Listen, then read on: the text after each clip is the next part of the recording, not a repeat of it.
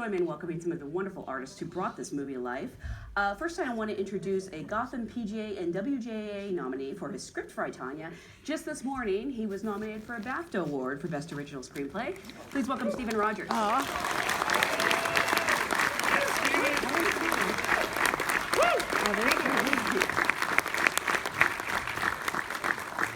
We have a director who is known for his great work with actors. He's previously directed such movies as Lars and the Real Girl and $1 Million Arm. Please welcome Craig Gillespie.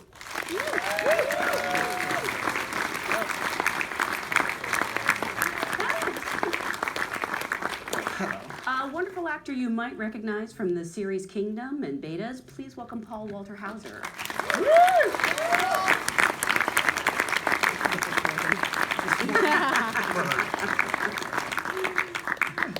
This is a fantastic actor. You may have seen him on stage or on screen. Most recently, he was in Logan Lucky and I'm Dying Up Here. Please welcome Sebastian Stan.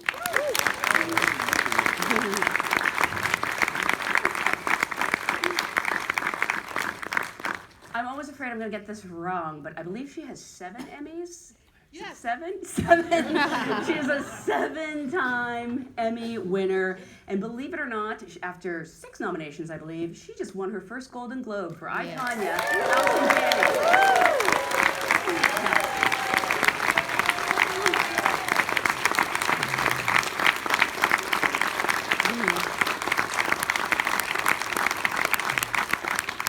And we have the actress and producer who brings Tonya Harding to such vivid life. She has appeared in such movies as Focus and The Wolf of Wall Street, of course, Suicide Squad.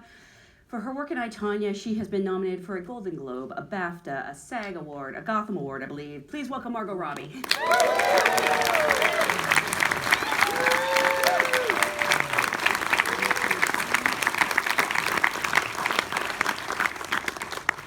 Thank you guys so much for being here. Congratulations on such a surprisingly wonderful movie. I think people are caught off guard by both, not just the humor, but the heart in this movie. But most importantly, you guys took Tonya to the Golden Globes the other night. We did. She had a great time. What was that like? It was funny. She got photos with Tom Hanks and Meryl Streep, like all these people I was too scared to even speak to. She was just straight away like, "Hey Meryl, can we get a photo?" And I was like, "Oh God." It's great. That's the best thing about Tonya. She's just very unapologetically herself. There was a funny moment where someone had helped her. She had a panic attack on the, coming in on the red carpet, and someone had helped her through a couple of moments, and we were sitting at the table at the Globes, and the woman who helped her came by, and she said, "Oh, there's the lady. Come here." She said, "This is the lady who helped me." I said, "Oh, you mean Sharon Stone?" It was so funny. It was absolutely my favorite moment. That's kind of wonderful, though. And I'm going to bet that she was probably the hot ticket of the night. Probably everybody wanted to meet her. People were kind of, Gal Gadot came up to say like, hi. I was like, "Oh, hey. She was like, "And this must be your mother." And I was like, "No, this is real Tonya Harding." And she was like, "Oh my God." People were really excited to meet her as well. Cool. It was reciprocated. It was nice. So I guess, obviously the story starts with the script. Stephen, how did you, the story of Tonya's been around for a while, but was there something that sort of spurred your interest in it, recently? Yeah, I had just written a Christmas movie, and I knew I wanted to write something that was totally different. And my niece was over at my house, and we happened to watch this great documentary on 30 for 30 about Tonya Harding. And there were things in the documentary that sort of interested me about class in America and the disenfranchised and the things that we tell ourselves in order to be able to live with ourselves and what we tell women they're supposed to be. There was just like a whole lot of themes I thought were interesting. And so I went onto the Tonya Harding website to see if the rights were even available, and I called the number for her agent, and it was a Motel 6. And I just thought, I'm so in. So I tracked down Tonya Harding, and I tracked down Jeff Gillooly, and I interviewed them, and then when I did, their stories were so wildly different. And I just thought, well, I'll write every point of view, and then let the audience decide what's what. And Margot, how did it come to you, and what intrigued you as both an actress and as a producer? Stephen wrote the script on spec, so it was available. It wasn't with a production company already, and I read it looking for female-driven content for our company, and it was just an incredible script. I knew immediately that not only would we love to produce it, but I wanted to play Tonya as well. At that point, I thought Tonya was a fictional character. I didn't know it was a real-life person because I was 4 years old at the time of the incident, and I missed the whole thing. And I'd never really been interested in the figure skating world. It wasn't something I grew up glued to the TV watching. You know, it was just an amazing script with incredible characters who I genuinely cared for by the end of it. And it never felt like the script was trying to tug at heartstrings or anything to like evoke certain emotions out of me. It really was a subjective experience where I kind of fell into this world and fell in love with these people and really cared about them by the end. And I don't know, it's rare to read a script like that makes you care so much. This may sound like a strange question, but when you realized it was a true story, were you a little disappointed, or were you actually I was even excited? more fascinated. I was like, it's so often though that real life is more bizarre or more crazy than what we do in the films. Like it's just, and this was one of those cases where, I mean, the specific details that Stephen put into the script, I mean, everything actually happened. I mean, my favorite being that when, after Shane Stan had hit Nancy, he had a baton in his hand, obviously, and ran to like the door that was locked, and instead of he used his head. Like that actually happened. I mean, so details like that I was like, all of it's true, not just some of it. It's all true. Just fascinated me. Yeah. I mean, I'm gonna guess that there were probably things that were so crazy maybe you couldn't include them because people just wouldn't believe it, or you know, maybe. Well, that's the thing, you know. I mean, truth doesn't have to make sense, but fiction does. But truth doesn't make sense. So, I mean, the craziest stuff was the stuff that is true. You know. So, was hiring Craig Gillespie trying to help out your fellow countrymen? Yeah, And I want someone from Australia. Yeah. These requirements. How did you come on board? We talked to a lot of directors trying to find the right person. It was there was a couple of, you know, it had a very specific tone on the page, and it's hard to translate that on screen, and it's hard to know that someone can execute what they're saying they want to execute. But when you spoke to Craig, I mean, we were totally filled with confidence, and not only that, but knowing that he'd done Lars and the Real Girl, which has also a very specific tone, very specific characters who someone could have made fun of, but in his hands, they were treated with complete respect and sincerity, and that's what we needed. And Craig brought to the project so many brilliant ideas, you know, breaking the fourth wall, how to handle the violence, how he would execute the tone, music choices. I mean, so much. It's really, that's what you want. You want the director to come on board and just elevate an already incredible foundation. What appealed to you about this script? I'm sorry. What appealed to you about the script? I mean, it's obvious after Steve, but when you first I mean, it read was unbelievable. It's very rare. In fact, actually, for me, it's like I read Lars and the Real Girl, and that was a movie that I just visualized immediately and saw the tone of it. And it's funny when people say it's such a tricky tone. To me, it's like if it really speaks to you. And then the same thing happened when I read Stephen's script. It was like nothing I'd ever read before, because you've got these conflicting points of view. There's also, in the original script, there was 256 scenes and 110 pages, which is a rapid fire. Typically, there might be about 150 scenes in a script. So that's a lot of information just being bombarded to us. And I hadn't read a script like this before. I loved the energy of it and the movement of it. I had to take a beat to figure out how to do that visually and execute that, because I really couldn't find a reference to it outside. I mean, obviously there was Goodfellas in terms, there is some rapid energy stuff going on that, but then we've got like 4 different points of view happening, and they're contradictory, and they're talking to each other amongst the interviews, and then they're breaking I mean, we had the whole kitchen sink in there. So that it was exciting, and there was a tone to it and a character to it that was the priority to me. I felt like when you got to the end of the film, we earned the empathy for Tonya, and in a very honest way, you know, by just really revisiting her life and what she went through. And I think when you know what she went through, you can't help but look at her in a different way and understand that anger that she has and that armor that she has. And I felt that was done in a very organic way in the script, and that was critical to me, that I knew where we were aiming to get to at the end of the film. This cast is so flawless. I mean, starting with McKenna Grace, who plays you at a young age, to, I mean, you have everyone from Julianne Nicholson. How did you go about rounding out this cast? And for the actors, how did the script find its way to you, and what appealed to you about these parts? We were so lucky that the script came with ALLISON Janney. Oh, you were which is like, yeah. So, I mean, as a producer, that's like music to you. You're like, wait, we get this script and we get ALLISON Janney? Are you kidding me? It was constantly, are you sure? Yeah. Is she gonna, are you sure? I haven't spoken to her. Is she really doing it? Yeah, Steven- I wrote. Steven wrote it for her. Yeah, I wrote this. I wrote the part of Lavana for Allison. Because I don't of think our that's. lovely relationship. Yes. I don't think that speaks to Allison's character. It wasn't a really. No, Allison and I had gone to the neighborhood playhouse together, which is an acting school in New York when we were much younger.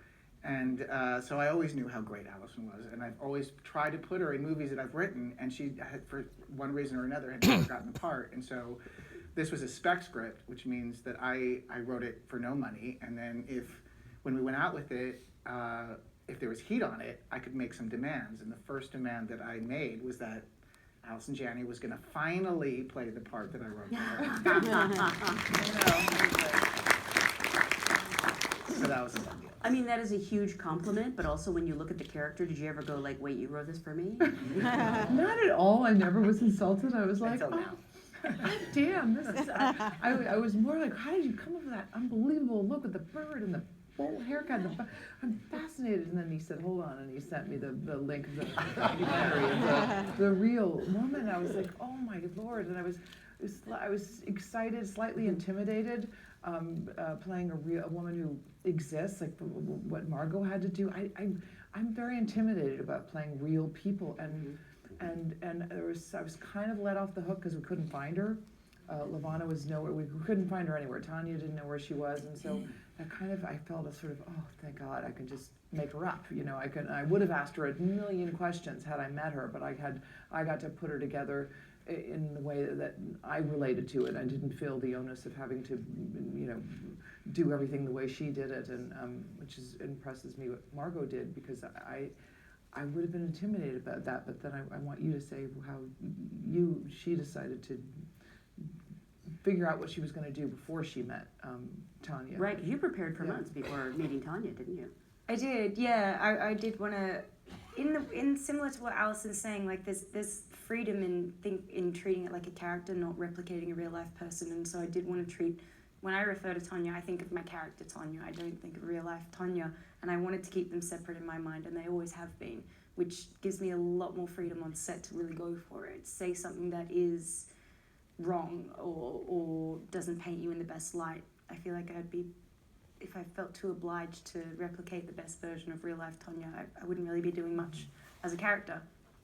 So I did do all my prep before actually meeting her, and then once I did meet her, my character's fully formed in my head, and meeting her didn't change that. But getting back to how you asked how everyone got cast, when Paul's tape came in, I think we all called each other, like Craig, Stephen, Tom, Brian, like the whole team, like we were like, who is this guy? I mean, and I'd never seen any of Paul's work before, but it was just the most genius take on the character. And the same thing happened with Sebastian's tape, except I didn't realize I had seen this guy before, but he just was so transformed as Jeff that I did not recognize him at all. Again, we all called it like, who is this Sebastian? He's incredible that he is Jeff. And then I went on IMDb and I was like, wait, I've seen him in a ton of things. I just had never realized. Well, actually, I've seen Sebastian on Broadway, if you or B-Way, as we say, and I know how talented you are. But this is a very different role for you. I mean, was that part of what appealed to you about playing somebody like Jeff? Well, I mean, I think it's a lot similar to what Allison said. Like on paper, I think when you look at it at these characters, from an acting perspective, like it just seems like it's a gold mine, because they're. You go like, I can't believe any of all this is happening in an entire script, and then you realize that they're real people, and then that kind of freaks you out, and so there's reservations about that, perhaps, at least for me there was, because I'd never played a real person before, and how much of that,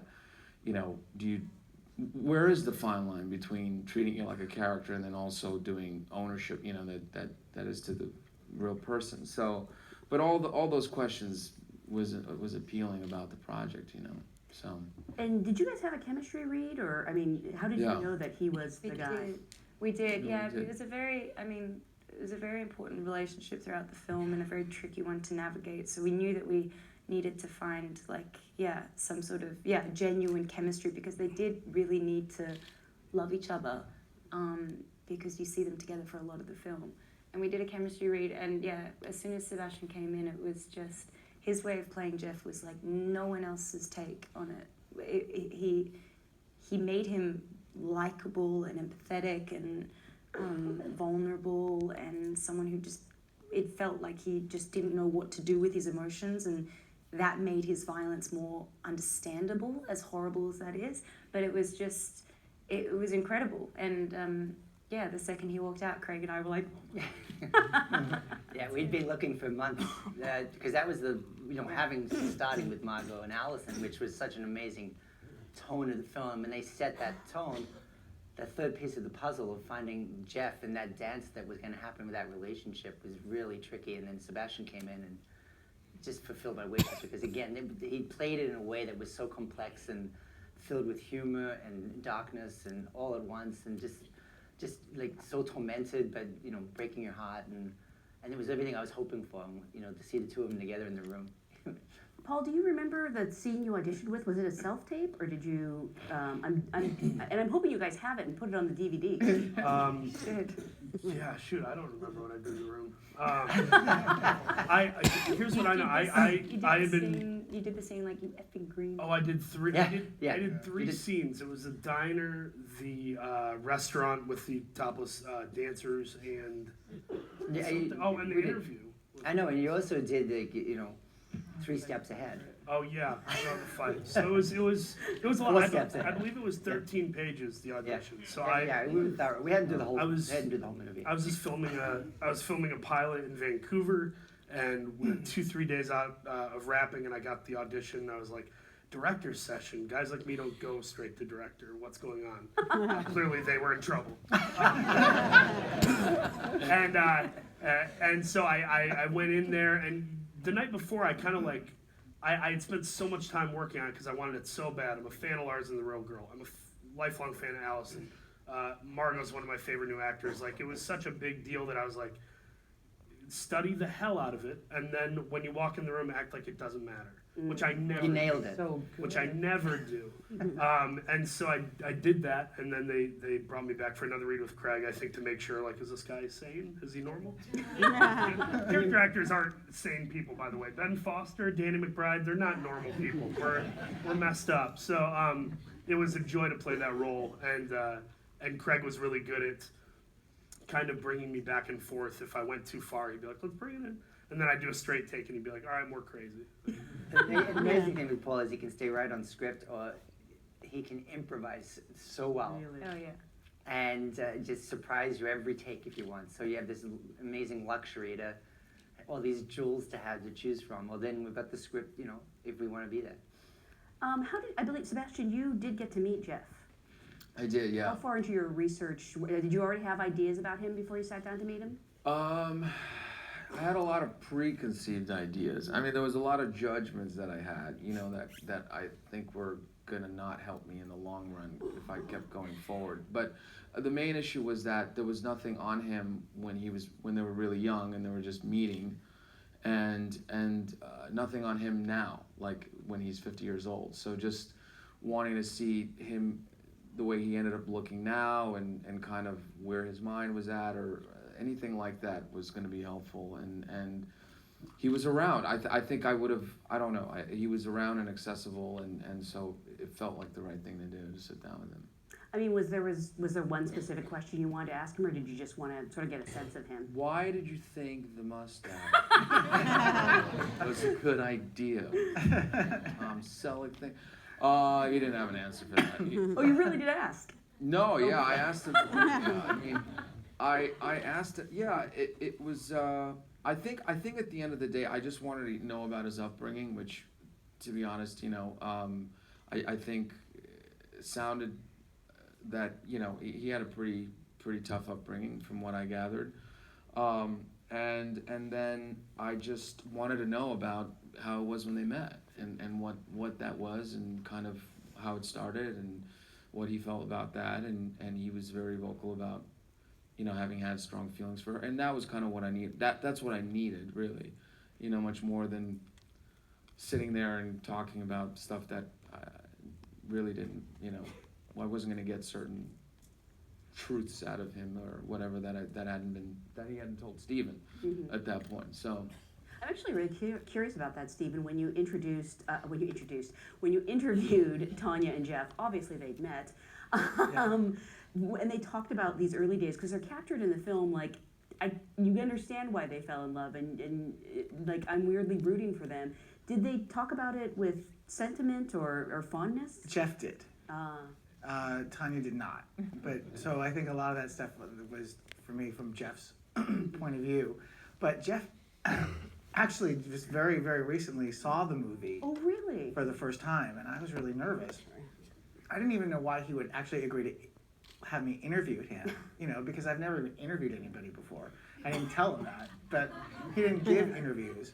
And I think he said that his wife liked Hope Floats, which is another movie that I wrote a long time ago. And so, but he was like, why is it called Hope Floats? You know, he didn't understand the title. He had questions for you. Yeah. But so he finally saw the movie, and I was so nervous because I didn't know how he was going to respond to it, you know. And he said did feel that I, Tonya, and loved the Coopers were pretty much. He did like Love the Coopers, yeah. On a very close tie. Yeah, but what he said in the email, he said, well, I liked it a whole lot better than Hope Floats.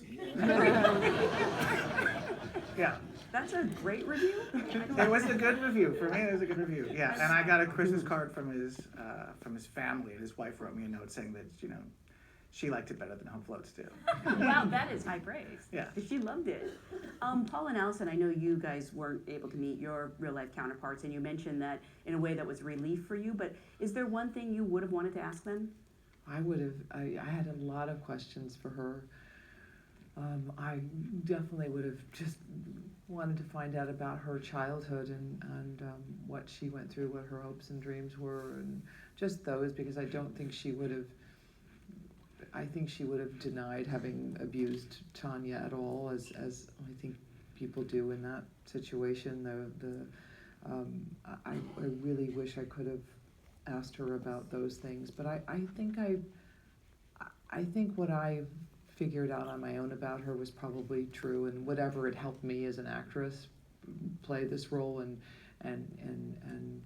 inhabit her and feel justified and everything. And part of what I used to be a figure skater, and I know what I put my parents through, getting them up at 4 in the morning to take me to the rink before school in the morning. I know what a kind of a commitment it takes for a parent to, and I know how expensive it is. I know about my custom skates that I had made, and it was inexpensive. So I felt that gave me a handle into into Lavana's character, feeling that she was justifiably, angry that her daughter didn't appreciate more what she did for her, and those things helped me. And I just had to be able to make it up on my own. But I don't think I'd want to meet her now, but I wish I had met her before. I kind of do. I wish I did, but. Paul, for you? I mean, I feel bad when I don't hold the door open for people and I just walk into a place. So, like, I would just ask them, like, why did you really do what you do, or what you did? And I almost said the line from the movie, because you did effing do it. I would have just asked, why did you do what you did, and what were you really hoping to gain? Was it really this thing that you thought you would start a business in which you were a bodyguard for, like, athletes, and that would become a thing? Because it already was a thing, I'm sure. And so I just, I think when people hurt other people, and go to those lengths, there's got to be a reason behind that outside of just watching a lot of, R-rated machismo movies and being into the FBI and espionage. Because he still was living rent-free with his folks. He had a car. He was in college classes. He had a few friends. So it's like, I don't know what possesses somebody to do something of that magnitude with those echoed ramifications. Allison, you talked about sort of the cycle of abuse that we see portrayed in the film, and as funny as this movie is, it handles these really tough emotional scenes really well. And sort of curious for you and Margot and Sebastian and Craig as a director, how did you know you were sort of striking the right tone, and did you have a fight choreographer? Like, I literally screamed when she threw a knife and it landed in your arm. So did I. It really hurt. Oh, come on.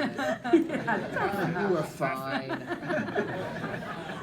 But I know you're on an independent budget. You probably didn't have many days. I mean, can you talk about the logistics and the emotional wear and tear of doing those scenes? Yeah, I mean, I think the nature of an indie film is that things are very,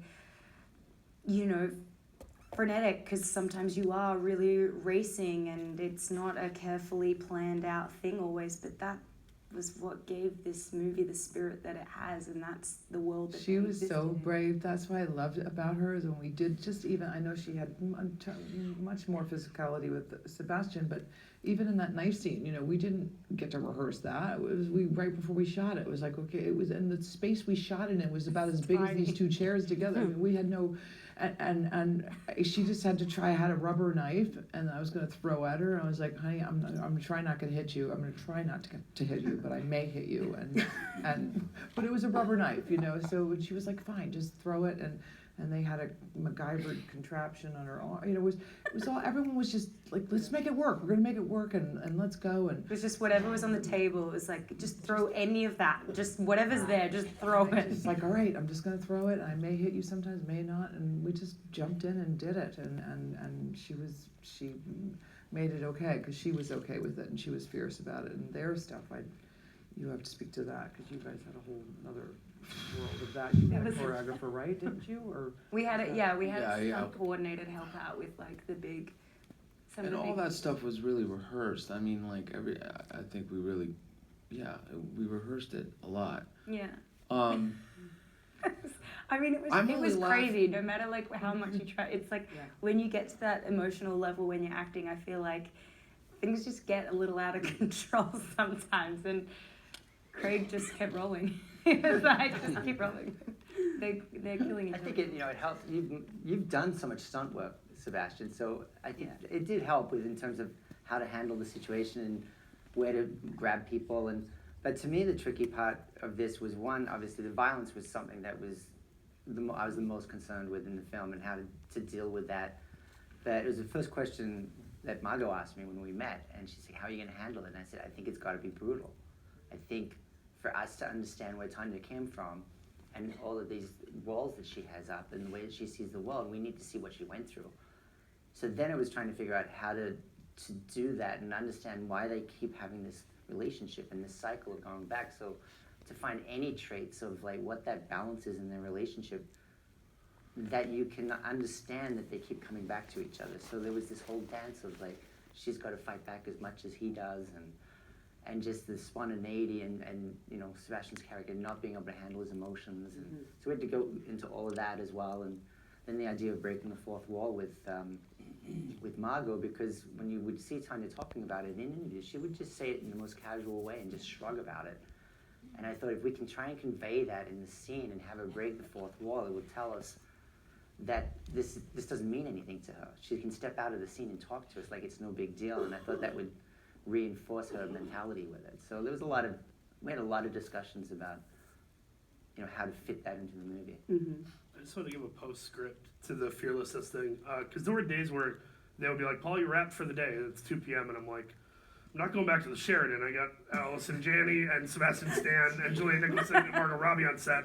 I'm eating free snacks and sitting in Video Village and watching them act." So it was like free acting lessons. So like I just want to speak to the fearlessness also of not just the physicality, but some actors, especially when you're number one on the call sheet, you go in and you have a set thing that you've prepared to do. Margot is the type of performer that, with the few things I got to do with you, and then when I watched you with other people, you could throw anything at her, literally anything, be it improv, physicality, say a synonym version of the same exact line, and she was so present that it was always met with reciprocity rather than like, what could have been there, which is, I don't know. I thought that was worth saying, because she was so present and ready. There's, you know, she's nearly, I mean, we ended up doing like something like 270 scenes, of which Margot's nearly in every one of them. And on top of having to learn the dialect and physicality and stay in that character that we all know so well, that, you know, then she has to be able to improvise like that while having that dialogue and having that body language and being so spontaneous was amazing. And we would throw, not just like in the middle of the scenes, we'd be like, hey, after this, can we shoot a scene in the parking lot because we're ahead? And so she'd be doing a whole nother 2.5 pages that with no break, you know, at the end of shooting 8 other scenes. And she sort of set the tone that made us get through this 31-day schedule. And she was a producer on the movie. Yeah. You know, and then she would put on a producer. Yeah.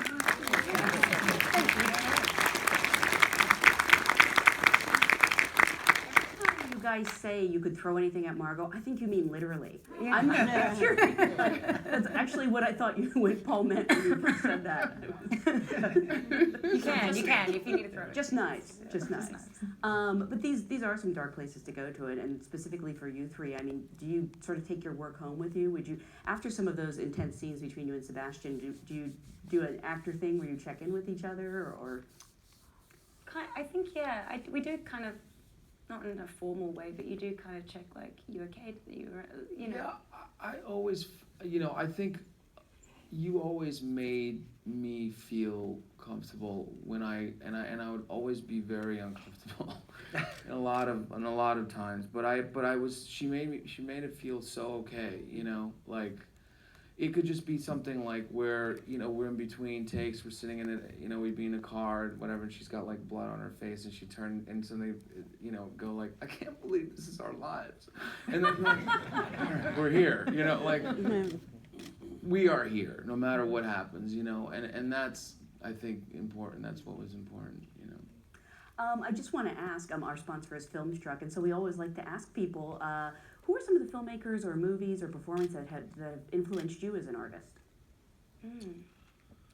Oh gosh. I'm a huge fan of just like Peter Sarsgaard is one of these people that I never hear people talk about near enough. And when I watch him in An Education and Shattered Glass and Garden State, like the guy's a really amazing, selfless chameleon, and I love just. It doesn't matter. It could have a 10% on Rotten Tomatoes. If it has Peter Sarsgaard, I always go out of my way to see it. But he's one of many. My hero growing up was Chris Farley and Philip Seymour Hoffman. Really? We're both not with us, incidentally. So, sorry, didn't mean to bring it down. I adore those men, and I hope that I can do a modicum of what they did while here. I would pick James Brooks, just because if I had written broadcast news, I would myself for the rest of my life. It's been on HBO a lot lately. I just rewatched it, and it's so interesting as a kid. Paul had never seen it. He came over to me to watch it. For the It was such an honor watching broadcast news with like the biggest broadcast news fan. It was so cool. It's funny, as a kid, I thought she made the wrong choice, and as an adult, I'm like, neither of these guys are good enough. Sorry, spoiler alert, 20 Yeah, sorry, had 30 years to see it, guys. Come on. 30 years. Right? For me, it's probably pretty obvious watching this, but like Goodfellas is a huge fan of, and actually I love Kubrick's films, like just Shining and, you know, Full Metal Jacket, and just the dance that he can do between tone is astounding. Do you know, has Martin Scorsese seen this movie yet? Because I think he would love it. I don't know. Yeah, Marty called me. It's Marty. Spielberg did. I'm a fan of Spinal Tap and All About Eve. That's my spectrum. Wow. Yeah. There's a lot of I love Wes Anderson films. There's a lot of films that inspire me to do something different in the industry. But from an acting perspective, I watched so many Goldie Hawn films growing up, and I just love her her physical comedy. I think, and she's so charismatic on screen. I always have been quite taken with her. Not that I've ever tried to channel Goldie Hawn into a character or anything. I don't know. It was a big part of my childhood. Yeah, I mean, I don't know. I'm always very taken by people, you know, who can transform themselves and stuff like that. I don't know, for some, you know, obviously the Christian Bales and, you know, Sean Penn and all those, and Benicio del Toro, all those guys were, you know, people I always kind of admired, and I don't know. Are So. you really not going to say Jack Nicholson? You're obsessed with Jack Nicholson. I love Jack. I love Jack Nicholson, but there's always a little bit of Jack Nicholson in Jack. I mean, he, you know, great. that's one of a kind, like, in the world. But or William Hurt, for example, because you mentioned broadcast news. I mean, Jack Nicholson's a broadcast news too. Yeah. yeah, he has a cameo in that. But yeah, I mean, I think those are, you know, been a fan of Sam Rockwell forever. I mean, it's just amazing to see what's happening, you know, right now. Like, so many performances, you know, that he's put in. And yeah, I don't know. As you know, people who are doing amazingly well in this industry, do you geek out on other people? Like when you did you run into Sam Rockwell at the Globes and? Craig and I ran into him a while back, and he had loved our movie, and you know, we loved like his performance, and that was nice. It just to kind of run into people like that, and there's something that's being shared that's very special, that definitely was a first time for me. But For me, it was Allison Janney. When I got to be in a movie with her, I was like, oh my gosh, West Wing, you got it. Yeah, like so amongst a billion other things. But I think at the this weekend I got to go to some of those little event things, and I met Sam Rockwell and Laura Dern. That was a big deal. Now